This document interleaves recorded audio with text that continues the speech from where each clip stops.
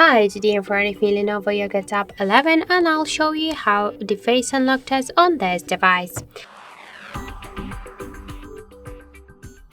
So I just set up my face recognition and now I'll make a couple of tries to unlock the device with my face and we'll see how fast this feature is and does it works.